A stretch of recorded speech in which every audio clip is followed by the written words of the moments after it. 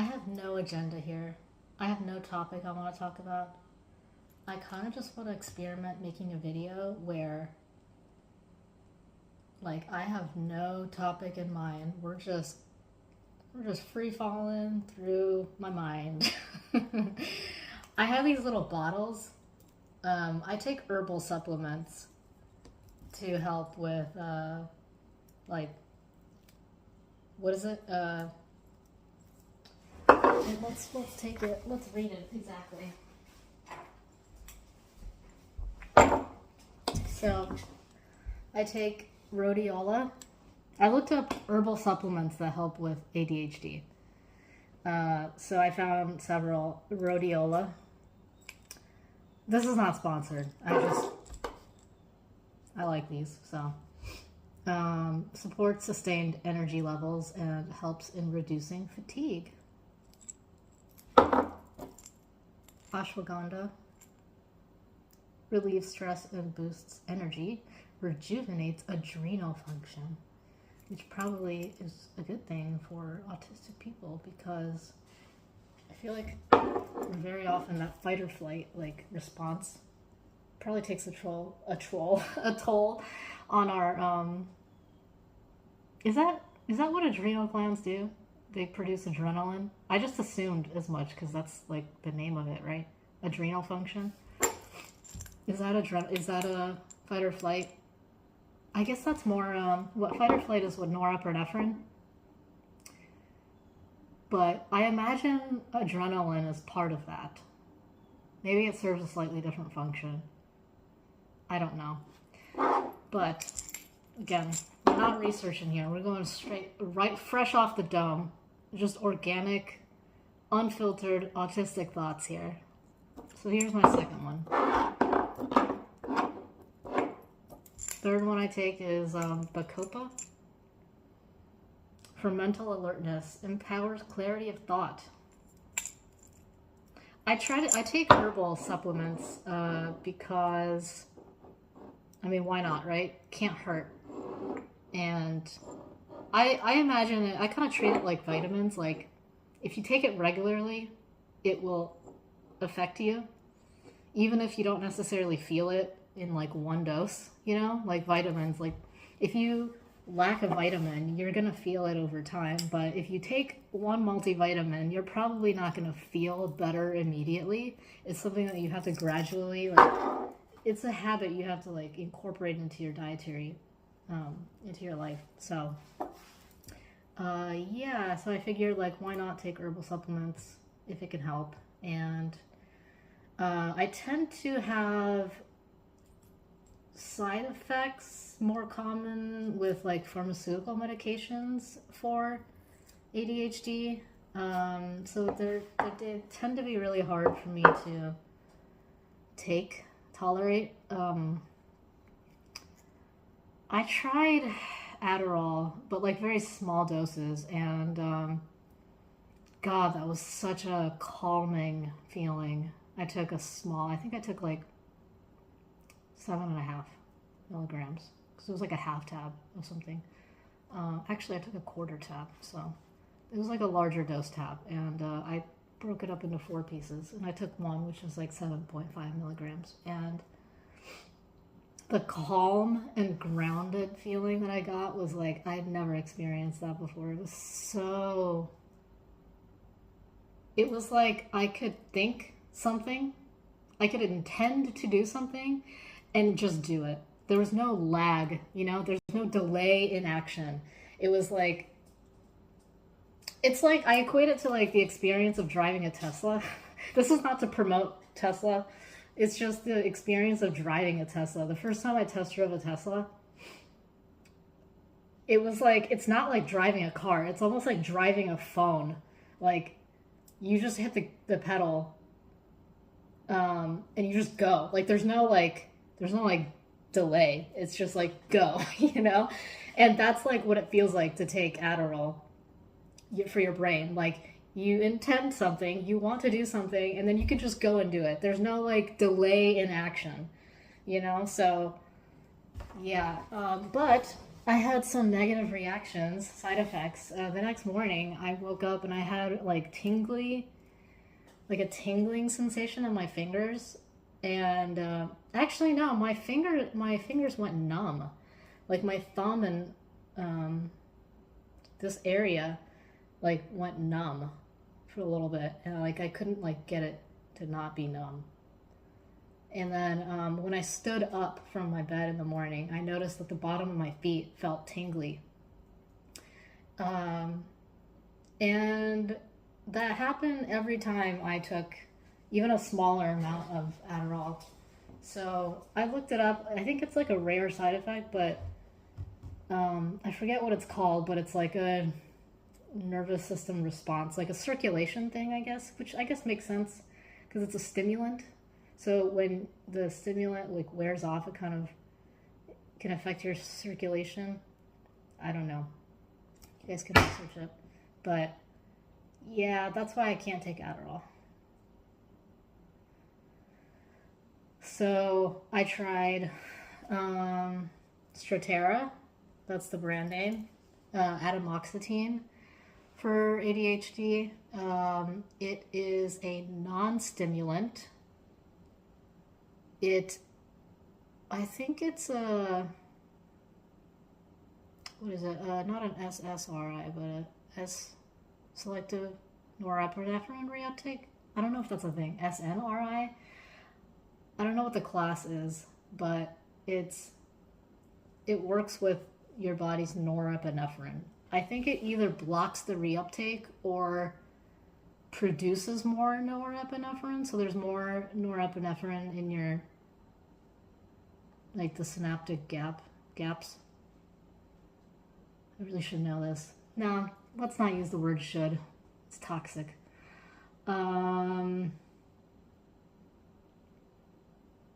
Yeah, so I took that for a while, Strattera.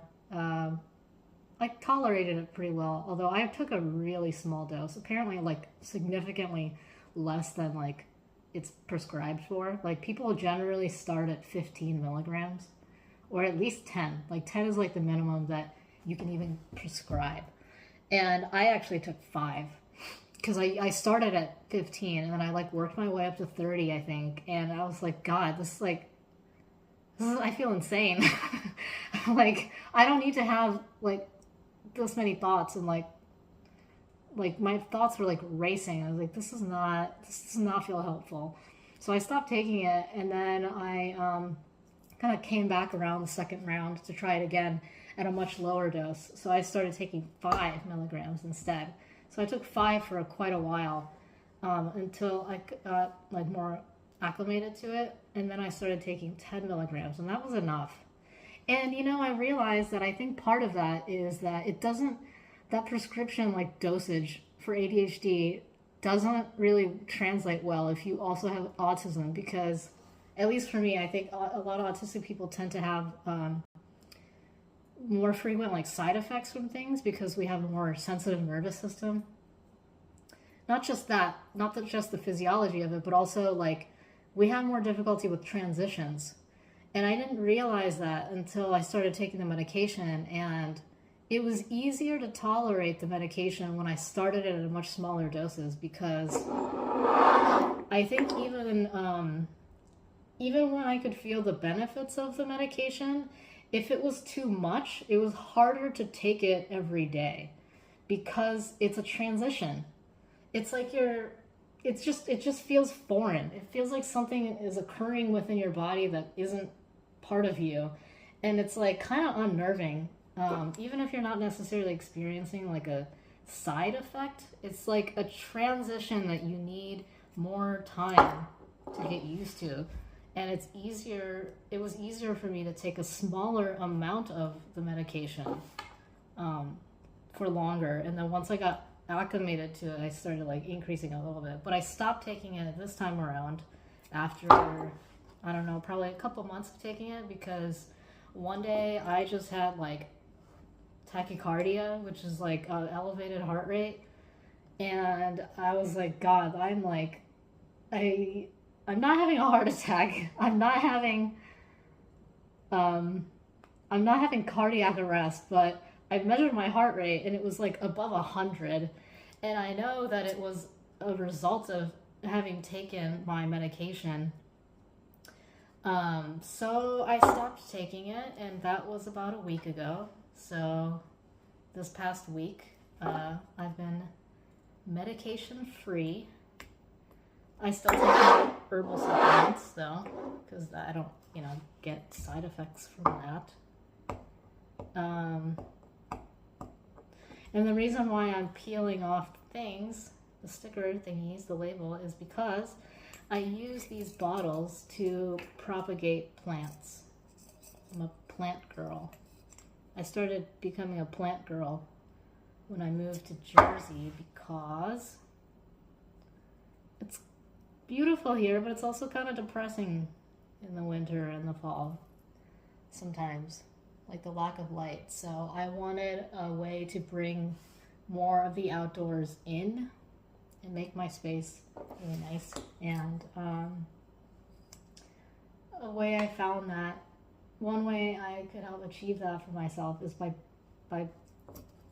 covering the inside of my house with plants. So I use these little bottles because I think they're cute to get like a little clipping, or I have a lot of spider plants, so little spiderettes, and when I want to propagate it, I just clip it off, put it in here, have water, and I use these. So I'm reusing, I'm upcycling.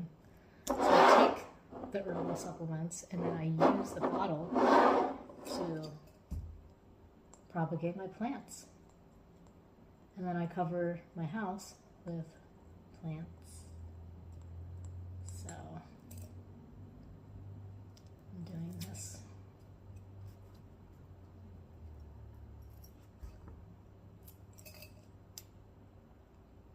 I really enjoy this format of talking. In therapy, I have learned that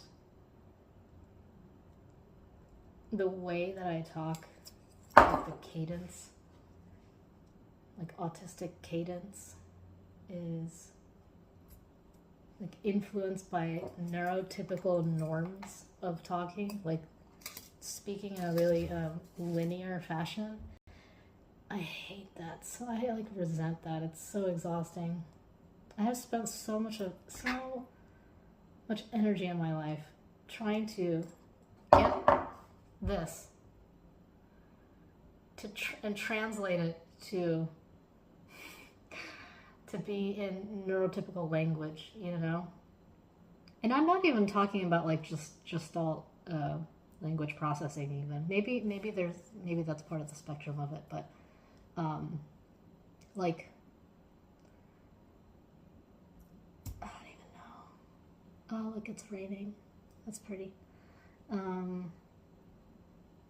I love just talking like this. I think I stopped doing that. I slowly started to do that less because the response I got from people was like, oh, you're so random. Like, I'll just start saying things, and like, part of that is the ADHD of just like having a tangential thought. But like, the social consequence of talking that way is that you'll often get called like odd or unique. I hate that. Oh, you're so unique. Thanks. That doesn't make me feel better because you're just othering me. Like odd, weird. What was the other one I said? Random. Is it random, or is it just random when you compare it to neurotypical language pattern? Because I think speaking that way to other neurodivergent people, it doesn't faze them. Like, I don't like what I have some friends that they'll be like, oh, sorry, I'm like going off topic, or it's like, oh, I know I go on like a lot of tangents, but it's like, okay, so do I. Who cares? Like, you don't have to change the way you talk, because I talk that way too. Let's just talk the way that we want to talk, and I will follow you, because I talk that way too. And you really don't have to try to tailor the way you speak to for me to understand you because I'm not neurotypical. I'm neurodivergent just like you. And you don't have to eliminate your tangents or your random thoughts because you think they're distracting or irrelevant or like lacking value. It doesn't add anything to the conversation, but really it's like what is the point of conversing with people? Truly, it's to bond, right? I mean, it is to share information as well, but it's like talking to bond with people. The point is just to get along with people. It's like get to know people better. So like if your natural way of speaking helps you express something that is unique to you, then why is that irrelevant? Why is that distracting? You're expressing yourself authentically, and I actually can understand. I can follow because I speak the same way. So, yeah, I think try it out. Try making a video where you don't have anything you want to talk about and you just randomly start talking about anything. And, oh, I'm getting a call, so I'm gonna cut this video. That scared me because I heard it like clicking. Okay, bye.